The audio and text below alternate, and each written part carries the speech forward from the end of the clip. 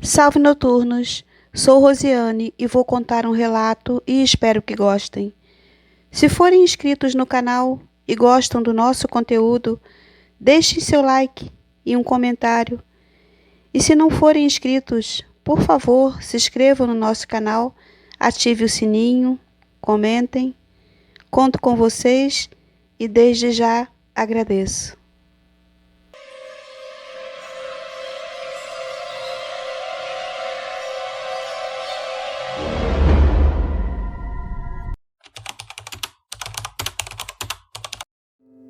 Em 1971, eu estava com 11 anos. Morava em uma rua tranquila, com poucas casas, em um bairro muito bom. A nossa rua era residencial, com casas confortáveis, e quase no final da rua tinha uma enorme vila de casas onde a maioria dos meus amigos moravam. As crianças da rua estudavam na parte da manhã e à tarde ficávamos na rua, jogando bola ou batendo papo. Em uma dessas vezes, estávamos sentados na calçada, jogando conversa fora, quando vimos um rapaz descendo a rua. Ele deveria ter uns 20 e poucos anos. Ele vinha andando apressado, olhando para trás e para todos os lados. Ele parecia destoar daquele lugar. Meus amigos e eu ficamos olhando para ele com curiosidade. Então ele parou perto de nós e perguntou qual era o nome daquela rua. Meu amigo Joca disse o nome e o rapaz falou: estranho, essa rua deveria ser a minha rua, a rua que eu moro, mas está tão diferente. Ali, ele apontou para um lugar, deveria ter um mercado. E ali, onde está aquela vila, uma escola. E cadê a farmácia? Ele estava nervoso e parecia perdido. Éramos crianças e não conseguimos ajudar muito. Ele tornou a perguntar o nome da rua, ficou parado ali olhando para a gente durante um bom tempo. Depois começou a andar, parou e voltou. Tornou a perguntar o nome da rua e de novo perguntou da farmácia que deveria estar ali. Dessa vez, nenhum de nós respondeu, pois achávamos que ele fosse um louco. Ele ainda ficou por ali, resmungando algo, e depois saiu andando, olhando para todos os lados. Ficamos rindo da situação e durante muito tempo, esse foi o nosso assunto preferido. O tempo passou e não nos demos conta das mudanças que aquele lugar teve. Até que muito tempo depois de ter saído dali, um dia, passando naquela rua, estava de carro com minha esposa e minha neta. Então minha esposa pediu para eu parar na farmácia, que ela precisava comprar um shampoo. Parei o carro, ela desceu com a minha neta e eu fiquei no carro, esperando. Foi aí que me dei conta que naquela rua realmente tinha uma farmácia. Liguei o carro e fui andando devagar, observando tudo. Tinha a escola, o mercado. Foi me dando uma sensação estranha e me lembrei daquele dia, do rapaz.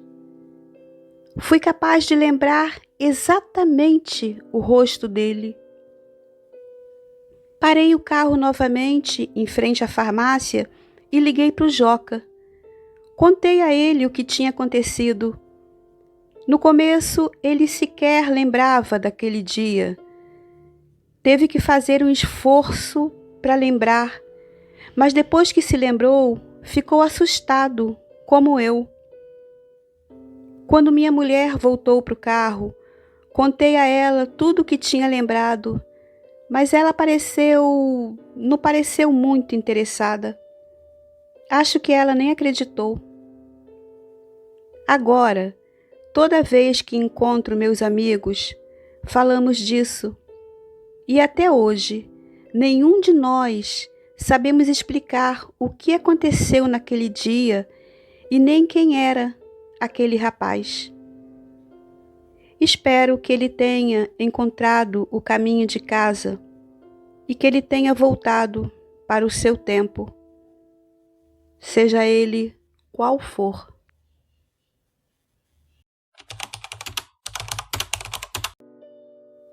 Em 1978, eu estava com 10 anos. Pedi de aniversário um curso de balé. Minha mãe então me matriculou na melhor escola de balé do bairro. No primeiro dia, quando cheguei, conheci Ana. Ela era uma menina muito bonita. Estava vestida como uma bailarina de verdade. Fiquei toda a aula interagindo com ela e no final da aula, a professora me perguntou quem vinha me buscar. Disse que minha mãe. Então ela ficou esperando por ela. Quando minha mãe chegou, as duas foram conversar e eu fiquei sentada em um banco, esperando. Ana então se aproximou e ficamos conversando. Depois de um tempo, minha mãe veio e, irritada, disse: "Vamos para casa." Quando chegamos, minha mãe, visivelmente chateada, disse que a escola não me queria mais por conta da palhaçada que eu tinha feito. Sem entender, perguntei para minha mãe o que eu tinha feito, mas ela nem respondeu. Apenas disse para eu esquecer aquela escola. Fiquei arrasada, pois queria muito estudar balé. Então fui para o quarto e me joguei na cama, chorando. Foi aí que ouvi o meu nome e era Ana. Ela estava sentada na beira da minha cama, sorrindo. Perguntou por que eu estava chorando. Na hora, nem me dei conta de como ela tinha entrado e contei que minha mãe não ia mais me levar para o balé. Ela então tentou me consolar, mas eu estava desolada e só chorava. Nesse momento, minha avó entrou no quarto. Ela parou, assustada, e ficou olhando a Ana. Depois se aproximou e perguntou: "Quem é a sua amiguinha?" Disse que seu nome era Ana e que era minha amiga do balé. Minha avó ficou um tempo olhando para Ana, depois se aproximou devagar e disse: "Ana, você sabe que não pode ficar aqui, não sabe? Sua presença só faz atrapalhar minha neta. Te peço, querida, não perturbe mais minha neta." Ana fez cara de choro e triste disse: "Eu só queria uma amiga." Minha avó olhou para ela com carinho. "Vem, eu vou te ajudar. Você não vai mais ficar sozinha." As duas saíram do quarto, juntas, e eu, que já estava me sentindo triste, fiquei mais triste ainda, e com raiva da minha avó por ter sido tão mal educada com Ana, mandando ela embora. Mais tarde, minha avó entrou no quarto e disse que queria conversar comigo. Então, ela começou dizendo: "Quando eu tinha a sua idade, conheci uma menina chamada Júlia e um menino chamado Geraldo. Meu pai trabalhava na estação de trem e morávamos em uma casa bem ao lado da estação.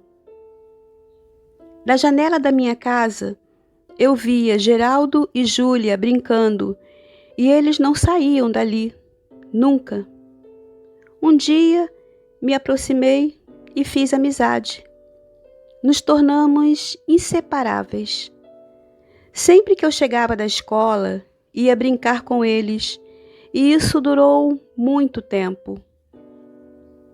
Um dia, quando meu pai chegou do trabalho, minha mãe chamou ele para conversar. Eu estava no sofá, lendo um livro, quando meu pai sai, furioso do quarto, seguido pela minha mãe. Ele disse, vindo na minha direção: "Para mim chega. Já estou cansado de passar vergonha por causa dessa menina." Minha mãe pediu calma, mas não adiantou. Ele me puxou do sofá e me deu uma surra de cinto. Apanhei sem nem saber o porquê. E ao longo da minha vida, apanhei muito, até descobrir sozinha que era uma médium. Eu ouvia, via e falava com pessoas mortas. E ainda falo. Naquela época, as pessoas não eram tão esclarecidas e meu pai sentia muita vergonha de mim. Eles achavam que eu era louca. Eu ouvia minha avó e me perguntava o que ela estava falando. Não conseguia entender nada. Ela continuou: "Meus amigos, Júlia e Geraldo, eram 2 espíritos que estavam lá há muito tempo. Ambos foram atropelados e não conseguiam sair dali, coitadinhos. Filha, sua amiga, a Ana, é como eles. Ela é como a Júlia e o Geraldo." Fiquei olhando para minha avó com a boca aberta. Estava começando a entender, mas ainda estava tudo muito confuso. Então minha avó me abraçou. "Lembra daquela sua amiguinha, a Laís? Ela também era como eles. E hoje ela está em um lugar bem melhor. Ah, minha menina, queria muito que você não fosse como eu ou como sua mãe. Mas você tem um dom. E se quiser, a vovó vai te ajudar e te orientar." Então minha avó me contou tudo sobre o que é ser um médium. Minha avó trabalhava como médium em um centro kardecista. Minha mãe e ela não se davam muito bem. Minha mãe nunca frequentou lá e sempre fingiu que essas coisas, como ela dizia, não existiam. Conforme fui crescendo, pude tomar minhas próprias decisões e escolhi o kardecismo como doutrina e hoje faço o que a minha avó fazia. Minha mãe nunca aceitou esse dom e quando ela desencarnou, veio me dizer que estava em paz, mesmo não aceitando o seu destino. Minha avó continua a me ajudar sempre que preciso, apesar de já estar no mundo espiritual há muito tempo. Às vezes me lembro de Ana. Acho que ela me procurou porque sabia que através de mim encontraria minha avó. Muitas pessoas acham que isso é um fardo, mas Deus sabe o peso da cruz que cada um pode aguentar. E eu procuro carregar a minha com obediência e amor. Não me casei e nem tive filhos, mas não me sinto sozinha. Pelo contrário, tenho muitos amigos, aqui e em outros mundos.